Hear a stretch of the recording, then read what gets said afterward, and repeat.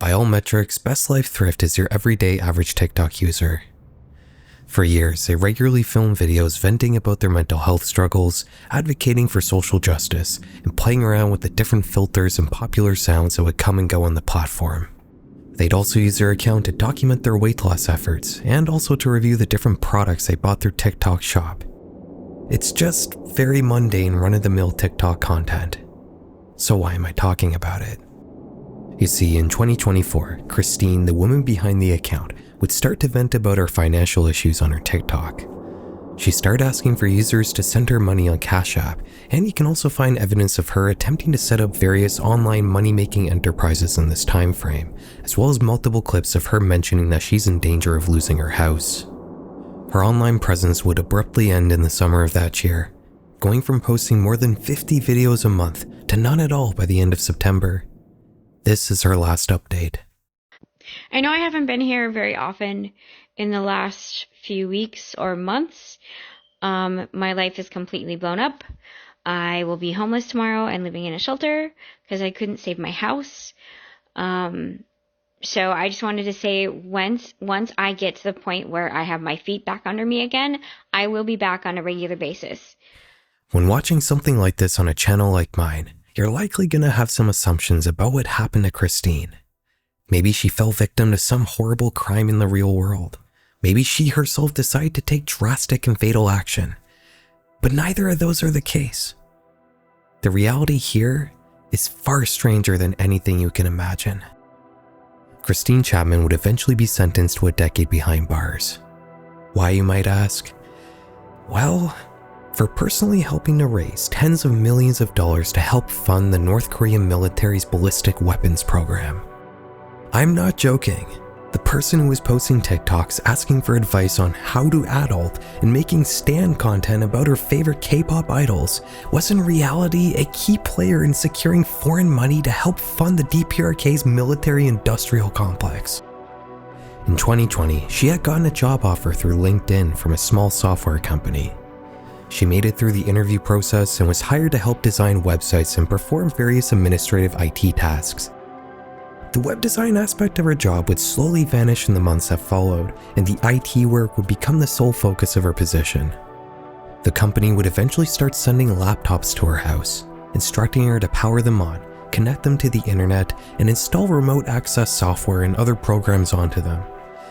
For a while, this was the only thing she did for her job, which paid her a decent $4,000 a month. However, her responsibilities would slowly escalate as time went on. By the end of 2020, she had 40 laptops running simultaneously in her house. The company would start to ask her to ship some of these computers off to different countries, including the UAE, Russia, and most commonly of all, China. Christine would tell authorities that she had no idea what these machines were being used for, but some of her actions would dispute that innocence. She'd start processing checks on behalf of the company into her personal bank account and then sending the money abroad. She'd also begin forging endorsements on payroll checks, and in 2022, she'd use her personal information to fraudulently open an account with a Maryland-based online background check provider, which was then used to run criminal history and social security number trace queries to validate the identities of other people. Christine claiming she had no idea what was happening is a little hard to believe, but it's possible she didn't know who was doing it, and why. You see, the company that initially hired Christine was actually a branch of the North Korean government, known as Room 39. They're a secretive organization whose purpose it is to bring foreign money into the country through various illegal activities, such as drug trafficking, international insurance fraud, and cybercrime. As COVID brought about a massive boom of work-from-home software engineering jobs, one that was so large companies literally couldn't find enough employees to fill the very cozy and well-compensated positions, Room 39 would get an idea. What if they found a way to somehow get North Korean people to do these jobs, but posing as Americans, and subsequently earning American salaries? It's a logical scheme to work out. Software engineering is something that's fairly straightforward to learn on your own through publicly available resources, and the advent of AI tools and deepfakes made the whole posing as American part much easier to pull off.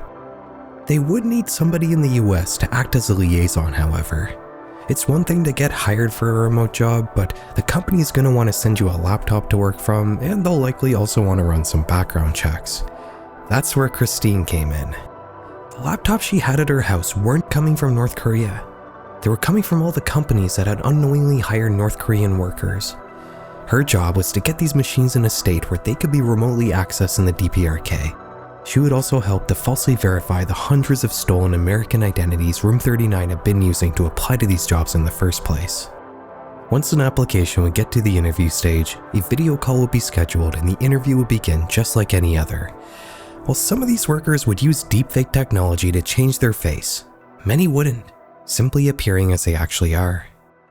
As one of these interviews progresses, you'll notice these candidates' grasp of spoken English isn't very good, despite them all claiming to have many years of working experience in the USA. And despite that, they also seem to have no problem using sophisticated and technical language, likely because they're reading off a script to some degree. Some believe these candidates are reading responses from AI chatbots, an assumption supported by the frequent long pauses in conversation. Sometimes during these interviews, the answers these North Korean candidates would give wouldn't make much sense at all. You've been to Fort Myers? Yeah. Oh, nice. I heard you guys had like Hurricane George recently. How was your house? Kind of how was Palm Beach? Yeah, how can I say? The winds were strong and we got a lot of rain. But luckily, my place was fine. Power was out for a bit, but came back within a day or so. Some branches down, a bit of cleanup, but no real damage. Overall, could have been worse. We were lucky this time. If the interview was successful though and the North Korean agent managed to get hired, they would just sort of do their job, just like any other employee. They would, however, take advantage of their positions in any way they could. They'd steal source code and other valuable intellectual property. They'd use their privileged access to pull off large-scale ransomware attacks, both on small organizations and Fortune 500 companies. And they'd also infiltrate company networks to install crypto mining programs on every machine they could. By far though, the biggest revenue for Room 39's remote worker scheme was the salaries, which could top $200,000 per year per worker. It's estimated the total annual income for this operation could be as much as $1 billion per year, which is mostly being used to fund the North Korean military's munitions department, specifically to build ballistic missiles. Christine Chapman may have been responsible for a decent-sized chunk of this scheme, but she wasn't the only American liaison. Shortly after her sentencing in 2025, another set of charges would be brought forward, this time against Tony and Danny Wang of New Jersey. Just like Christine, they had hosted hundreds of laptops in their house, processed and sent money abroad, and helped to falsely validate stolen identities. They would earn a combined $700,000 over 4 years for their participation, but would ultimately end up with multi-year-long prison sentences. While some of these facilitators have been caught and put behind bars, this problem is still running rampant and only getting more prevalent as time goes on. Harrison Leggio, founder of crypto startup Gatekeep, stated in 2025 that a whopping 95% of resumes he gets for remote positions originate from North Koreans posing as Americans. One security researcher, however, would come up with an interesting technique to deduce whether a candidate is North Korean or not. I was in the process of saying, like, we get like a lot of imposter candidates, particularly North Koreans, like posing as like people that they're not. So one of the tests that we do is trying to get them to say something like Kim Jong-un is a Could you say that for me? 시장? Sorry, no, Kim Jong-un, the leader of North Korea. Yeah, Can you say it? Damn, he really don't want to say it. It's been a while since I've done a video covering a certain country or region.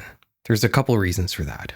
For one thing, the concept has outgrown my channel, and it feels like whenever I think of an interesting place to cover, somebody's already done it. You may have also noticed a sense of escalation in this series. We started off with Russia, which didn't have a very restricted internet when we last talked about it, but that's quickly changing. Then there was China, which famously has the Great Firewall. And then we talked about Iran, a place that barely has access to the internet right now. And when it does, it's one of the most restricted and censored versions of the World Wide Web. So where do you go from there? What place in the world could I possibly cover that has a more bizarre relationship to the internet than Iran, a country whose language barely has any proper web fonts because of how restrictive their government is with internet access? Surely, there can't be a place with an even weirder internet.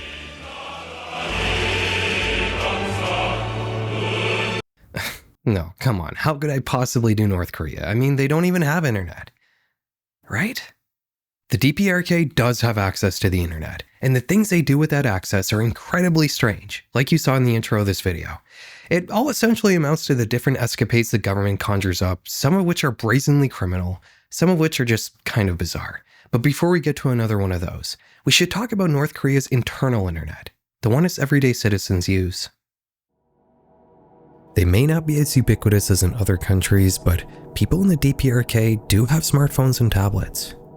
They need to be registered with the state in a similar fashion to getting a license to own a firearm in other countries, and it's only the upper segment of society who has access to this sort of luxury, with only about half of the overall population having any sort of device that's capable of internet access.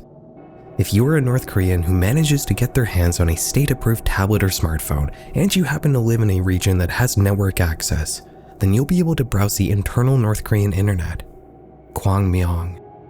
Originally launched nationally in the early 2000s, this service is completely disconnected from the World Wide Web, and it only hosts a total of a few thousand websites. All North Korean websites end in the .kp suffix, but most users find it easier to type the numerical IP address to access different websites rather than learning the unfamiliar Latin characters in the domain names.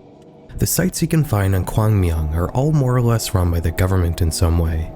You can find various news websites, education and science sites like digital libraries and encyclopedias, and a few different life utilities like online banking. Because Kwangmyong is disconnected from the World Wide Web, it can be hard to come across screenshots and recordings to show what this strange intranet is actually like.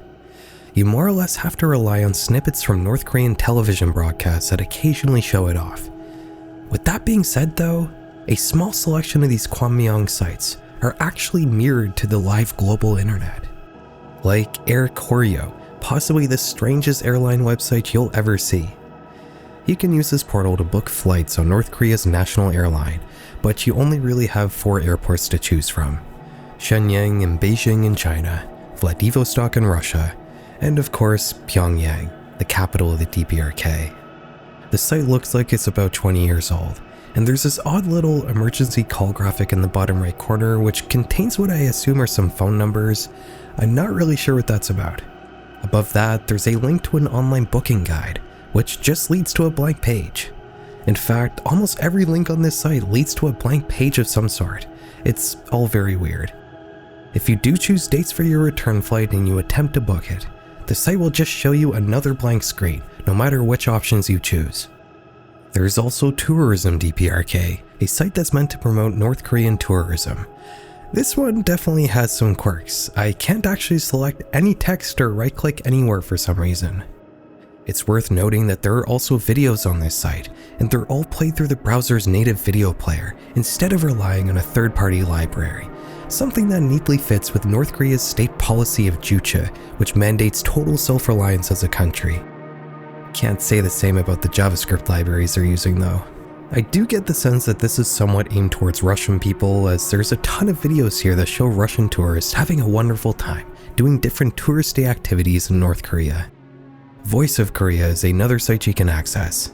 This one is a propaganda news service run by the government. This is definitely exactly what you would expect from a state-run North Korean news website, and it even offers a good English version as well. There's this huge banner with a bunch of happy North Koreans under a piece of text that reads, "His immortal exploits will shine for all ages." Clicking it brings you to a white page with a set of 4 links, all of which are written kinda ominously, but they all just lead to articles that talk about how great the current and former leaders of the DPRK are and were. Our final stop on Kwangmyong is manmulsang.kp, an e-commerce site. This one is particularly weird. It appears to be an online marketplace for purchasing all manner of North Korean products, but you can't actually buy anything. You can see pictures and poorly written descriptions for each of these products, but that's about it. I was wondering why you would even want a government site that only serves to document the different products you can buy in a certain country. But then I realized that's probably the point. manmulsang.kp is like the digital equivalent of the supermarket tour you get when going on a North Korean holiday. The whole point of it is to be like, hey, look at all this stuff you can buy in our country that produces so many things. That's one thing you should keep in mind when looking at these international versions of Kwangmyong websites. They're almost certainly modified from their domestic counterparts, as they serve different purposes. But while Kwangmyong is the only internet that 12 million North Koreans will ever get to use, a very select few actually have access to the full global internet. Around 10,000 people, whom are mostly loyal military and government elites. And the things this small subset of the population does with their internet access are truly weird. In 2017, an account would pop up on Twitter that would immediately start posting positive content about the DPRK. Cold Noodle Fan. It's not the first time somebody on the internet has tried to shift the narrative about North Korea being a brutal autocracy that's not a very nice place to live for average people. That does happen to be a well-documented truth, but by the very nature of it being an extreme reality, you're gonna have some dissenters who claim that it is indeed nothing more than a narrative driven by Western propaganda, especially with the DPRK standing in polar opposition to the ideals of Western nations. All over the internet, you can find communities made up of Westerners saying how everything we know about North Korea is a lie. These communities, while officially focused around the DPRK, also always seem to come to the defense of other so-called adversarial states like Russia, Iran, and China, despite these places not actually sharing much in common past their opposition to the Western-led global order. To me, it feels more about opposing the West rather than specifically supporting North Korea, as in these communities, the DPRK is often used merely as a vessel for discussing Western problems like the Epstein files and other scandals in the American presidential administration, things that don't have anything to do with North Korea. Cold Noodle Fan on Twitter, though, is a bit of a different story. There's no posts here about the West or any country at all other than the DPRK, beyond the odd photo of a North Korean official meeting with a foreign counterpart. Some of these posts are just really strange, like this one that talks about how you can buy Western food at restaurants in Pyongyang. Why is that considered noteworthy at all? Or this one that says that Pyongyang also has beauty salons where you can get a makeover. Again, why make a post talking about a very normal service you can get in probably any city in the world? There's also this post which talks about how women who are quote-unquote feeble can use something called a microwave absorber to stand strong against a man. I actually have no clue what this is trying to say. If you have an idea, please let me know in the comments. The reason behind this account's sort of weird tone is because they're not just another contrarian Westerner. No, Cold Noodle Fan is directly being run by the DPRK, and they're just one of a wide network of North Korean state-sponsored social media influencers. By the end of 2017, the North Korean government had 7,000 people working full-time to spread propaganda on the global internet, mainly targeted towards Westerners, but also towards Chinese people and Russians. Experts investigating the accounts involved in this operation have traced them back to Sogwang Media Corporation, a Pyongyang-based state media company. Many of these influencers merely repackaged domestic Sogwang propaganda videos for an international audience. One such YouTube channel posting content like this was Echo of Truth, which apparently was run by the same person as the Cold Noodle Fan Twitter account. The videos are hosted by a woman named Un-A, and each one takes you through a different segment of North Korean life. In all fairness, some of these videos are kinda nice, especially the ones that focus on the more traditional parts of North Korean culture, and the ones centered around nature in some way. It's definitely stuff I wouldn't otherwise be exposed to, and you can't really call everything here harmful. The cracks start to show the more you watch though. One video talks about how North Korea had no cases of COVID, when in reality they had one of the highest infection rates in the world, with 20% of the population coming down with the virus at one point or another. Another trend on this channel that seems to stand in contrast to the peaceful mood of the nature tours and dance tutorials are the military videos, which only serve to show how much firepower the DPRK has. You can also find the standard showcases of grocery stores and department stores with stocked shelves full of products. Just like the Twitter accounts, some of the content here just doesn't really make any sense. There's a video called Make a Frontal Breakthrough, and it's just a flashy collage of different North Korean scenes, with the title text popping up in random intervals throughout the video. There's even a sequel to this upload that's exactly the same. If this wasn't 5 or 6 years old, I would assume it's AI generated. Stranger still are these many Kim Il-sung reminiscence videos. There's 51 of them in total, and they all consist of stories told by North Korea's former leader, accompanied by these eerie visuals. There's something very analog horror about the tone and style of these clips. 내가 조국으로 돌아온 그해는 평양 지방에 전염병까지 퍼지어 시민들이 모진 고통을 겪고 있었다. 설상가상으로 홍수의 피해를 입어 온 도시가 형용하기 어려운 곤란을 당하였다. Accounts like Echoes of Truth or Cold Noodle Fan are strange on their own, but not really that disturbing, right? It's all pretty much exactly what you would expect state-sponsored North Korean social media accounts to look like. But what if I told you that the DPRK is trying to spread propaganda to your kids as well? Hello, my dear friends. Today is a very exciting day. I'm going to the middle school today. The video you're currently watching was originally uploaded by a channel called Song A. It follows a North Korean girl and documents her life in the DPRK. The content here is basically the same as the other accounts we've looked at. Song takes us through various businesses and institutions in North Korea to show off how prosperous the country is. The difference here, though, is that Song A's videos were marked as children's content, meaning they were on YouTube Kids. Imagine you leave your tablet with your kid for a few minutes and they go from watching Mrs. Rachel to North Korean propaganda. Luckily, they did have the decency to at least leave out the displays of military might here, but even the most mundane videos are still disturbing in their own right. It's one thing to watch an adult repeat scripted propaganda to the camera. It's another thing to watch a child do it. There's something very off-putting about Song's mannerisms and the way she speaks on camera. It's as if there's someone off-screen coaching her throughout the whole thing. Hello, everyone. It is the first time for me to say about myself, so let me introduce myself first. I am Song A-in from Pyongyang. Pyongyang, where I live, is a very beautiful and magnificent city. Have you ever been to Pyongyang? Well, if you come here, you'll be totally surprised because literally wherever you go, there are amusement parks. While the adult propaganda tends to focus on branding North Korea as a prosperous and bountiful country, the child propaganda seems to revolve around making North Korea seem like a very fun place for kids. Song talks about how many amusement parks there are everywhere and how many different types of candy you can buy at the store. The idea of a state wanting to specifically spread propaganda to the children of other countries without their parents knowing is horrifying, and Song A would be the catalyst for all the major social media platforms to start blocking suspected DPRK propaganda accounts. Every user we've just talked about has already been banned, but some still exist. Like Move to North Korea. This is a more recent TikTok account that spreads propaganda framed in a more modern internet manner. This account is probably the most surreal one I've seen. I mean, the fact that there's a piece of North Korean propaganda called Top 5 Wholesome Moments of Comrade Kim Jong-un is actually wild.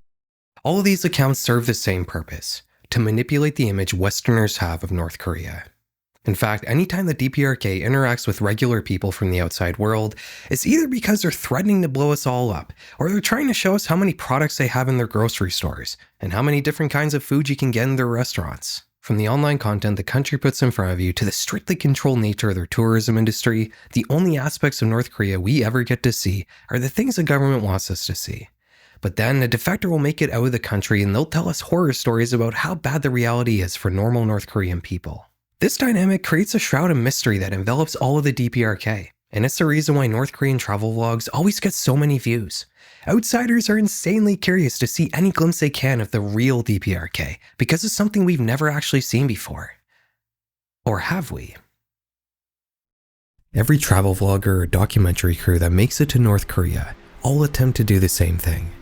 They try their best to capture the real DPRK, the hidden horrors being swept under the rug and kept far away from the strictly controlled guided tours that make up the majority of your average trip to North Korea. Maybe they'll capture a glimpse of some workers in a field somewhere while driving along a highway, but it's never much more than that. Any outsider who's let into the country is kept on a short leash, and they're never allowed to stray far from the path the government officials have designed for them. But even these propagandized tours offer signs into the reality of life in the DPRK. They're always intent on showing off things like bustling supermarkets and fully stocked department stores, Why would this be something you would want to show off? Even in the poorest countries in the world, you would expect to find food on the shelves in grocery stores. It shouldn't be considered a noteworthy thing. Along the same lines are the foreign restaurants. For whatever reason, the DPRK seems intent on showing off the fact that you can eat Italian or American food in their country. Again, why is this notable? I would be surprised if there were any countries in the world that didn't have at least one foreign restaurant. If a country is trying to show off by having restaurants and food in their grocery stores, then it's not too far-fetched to assume that maybe these things are considered to be luxuries there, things they deem to be the marks of success and prosperity. It makes you think that maybe the average North Korean doesn't have reliable access to these so-called luxuries, and that's something that's backed up by basically all available data we have about the DPRK. By all estimates, the country has one of the worst food security problems in the entire world, with a sizable percentage of the population being constantly undernourished. Now, before the comrades start getting angry at me, it's worth mentioning that a large part of this issue is that the land in North Korea is not very fertile. Even South Korea has to import 70% of its overall food, and the DPRK is both too poor and has too many Western sanctions to be able to fix this food problem purely through imports. It can be a little unsettling to read all these horror stories about North Korea without being able to actually see any of it. That was a feeling felt by Japanese journalist Ishimaru Jiro in the 1990s. In 1993, he would take a journey across the entire 1,400-kilometer border between China and the DPRK. This was during one of the worst famines in North Korea's history, one that would kill millions of people. During this trip, Ishimaru would meet several North Koreans who had crossed into China in search of food. Some of them offered to return home to covertly report on what was going on in the secretive country. Over the next few years, Jiro would return to patrol the border several times, slowly establishing a network of North Koreans who were willing to help him report on the aspects of the country outsiders had never seen before. In 2007, he would collaborate with Asia Press to start a magazine called Rimjin Gang, News Inside North Korea. Its purpose was to publish everything Ishimaru had been collecting from his network of undercover North Korean journalists. It may have only started with interviews and testimonials, but the pipeline would grow more sophisticated as time went on. They'd start to use small cameras to film scenes from everyday North Korean life, which they'd then smuggle out of the country on USB keys or DVDs hidden inside shipments of bootleg media that regularly travel over the China DPRK border. Once Ishimaru and his team get their hands on this smuggled footage, they then edit it to conceal any identifying details that could lead North Korean authorities to the true identities of the reporters. They then post these videos to the Rimjin Gang YouTube channel, which has since become one of the only places on the internet where you can see all the stuff that North Korea actively tries to hide from you.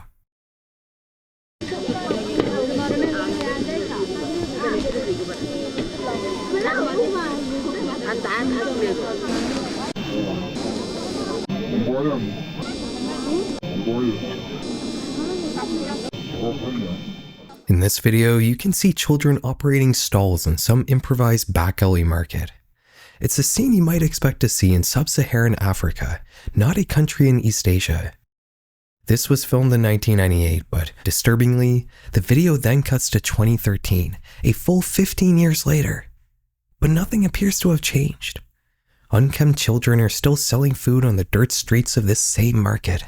While the government may like to show off various stores with stocked shelves, the reality is, most commerce in North Korea happens in these improvised markets, which are not condoned by the administration.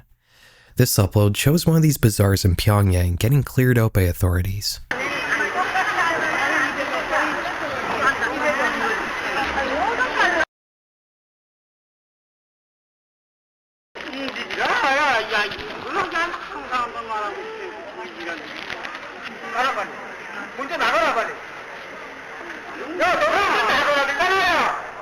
Another video shows what the Pyongyang supermarkets and department stores usually look like when tourists aren't visiting.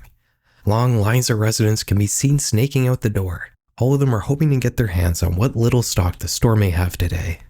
The shelves are still filled with products, but these are purely for show. The reporter gets told by multiple clerks that there's nothing for sale today.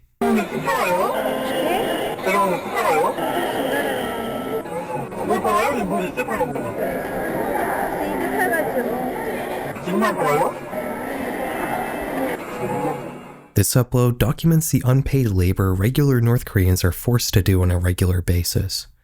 When the government has a big project to complete that requires a lot of manual labor, they'll often mobilize regular citizens to get it done.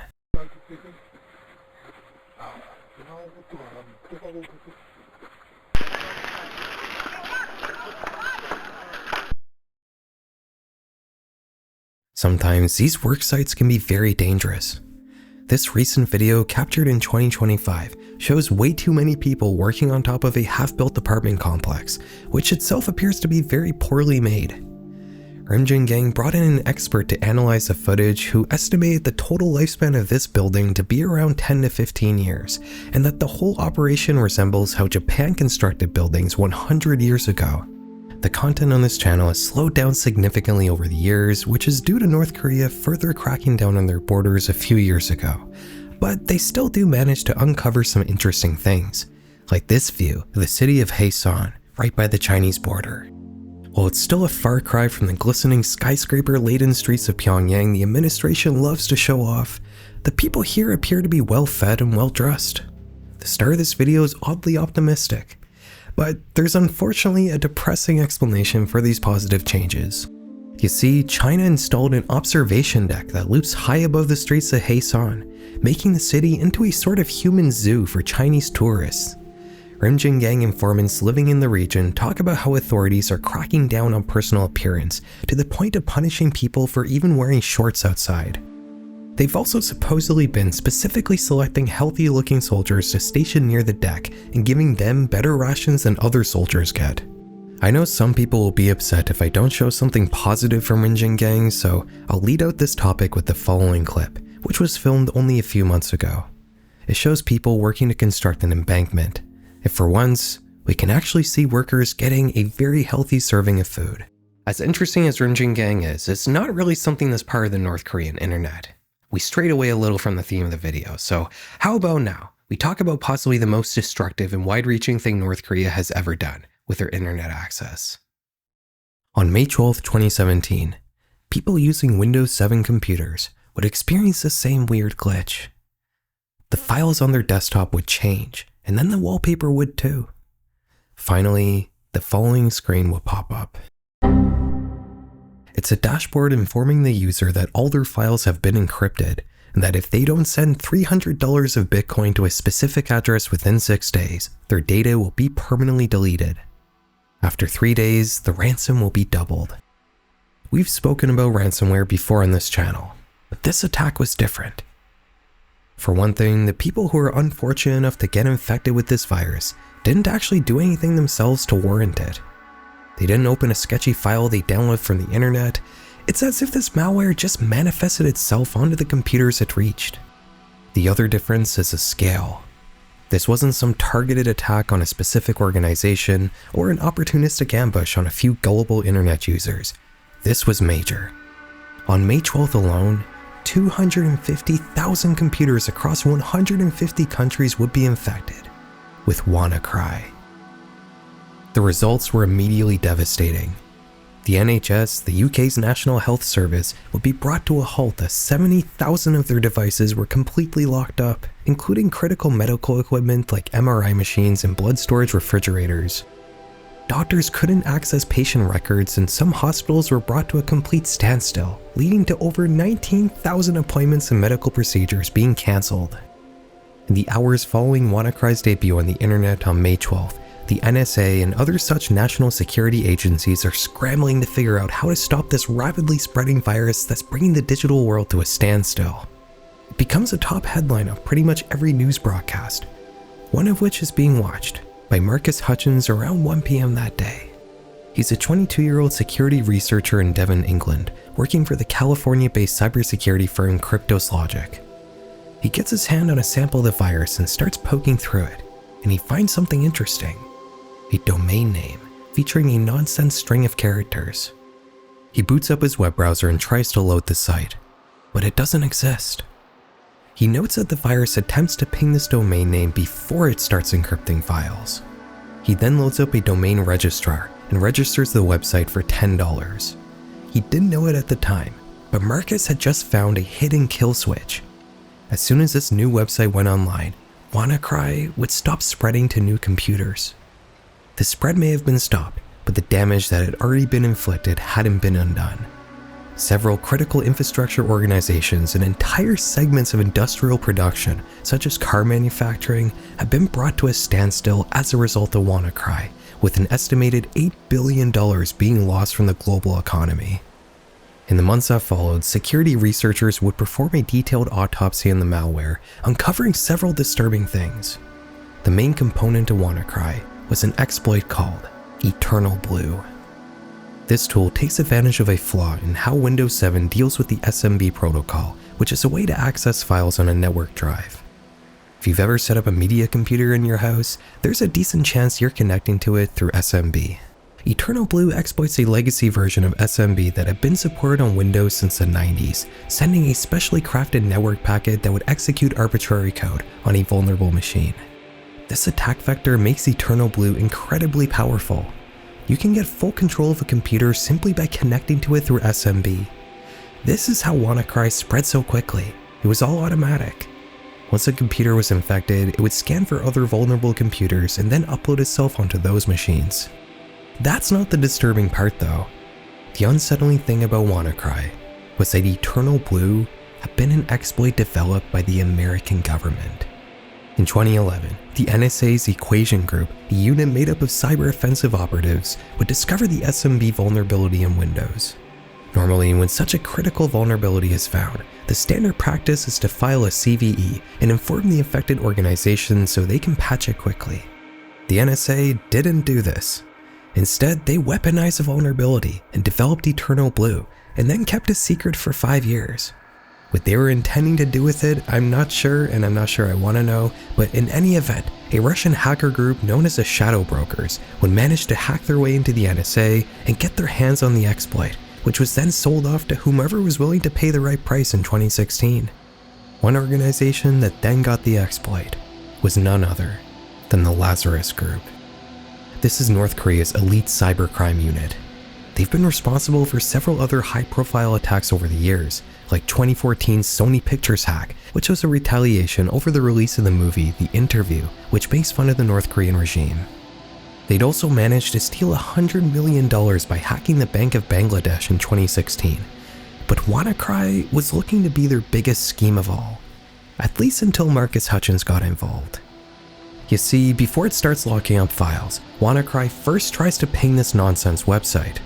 It does this to see if it's running in a virtual environment or not, in an attempt to stop people from studying it. If it's able to successfully ping this non-existent website, then it assumes it's not running on a real computer and then it self-destructs. When Hutchins registered the domain for real, the thousands of computers attempting to ping the website suddenly started getting a positive response back, fully stopping the virus from spreading to new computers. Authorities would be swift to tell the general public not to send any money to the listed Bitcoin address, as this had not resulted in anybody regaining access to their files. Through this efficient PR and the hidden kill switch being activated, the virus would only manage to rake in around $140,000 for the Lazarus Group, a paltry sum when considering how destructive the malware truly was. The Lazarus Group is still active to this day. Its known members all have FBI warrants for their arrest. These days, they mostly seem to target cryptocurrency platforms as they seem to be the most lucrative attacks to pull off. I want to end this video by showing you one of my favorite pieces of media to come out of North Korea. When French photographer Eric Laforgue visited the country in 2008, he decided to bring a Polaroid camera with him. North Koreans had never seen a camera capable of instantly printing photographs before. And at the time, using cameras to take photos of friends and family was not a common thing in the country. As a result, a lot of North Koreans that Eric encountered jumped at the chance to get a printed photo of themselves to take home. Eric would always take 2 photos, one to give to the subject and one to keep for himself. He'd publish these pictures to his website when he got home, and the end result is the most human side of North Korea I've ever seen. For once, we're seeing North Korean people not thinking about putting forth the right image for the regime and just acting naturally, posing for a photograph just like anyone else would. When you think about North Korea, you only really think of the regime, not the 26 million individuals that live within it. All of them have their own thoughts and motivations just like you or me. Many of them repeat the propaganda they've been taught, but they're also just doing what they have to survive. It's not just a country full of brainwashed robots only doing military marches. It's a place where people live, sleep, eat, get married, have children, and celebrate holidays. There's no doubt that the regime that rules over them is undeniably cruel. But it can be easy to forget that the vast majority of people in North Korea are just regular people trapped in the machine. And nothing illustrates that more than Eric LaForgue's Polaroids. Anyways, guys, thank you very much for making it to the end of the video. Consider subscribing if you want YouTube to recommend you more content like this. And I'll catch you in the next one. Have a good night.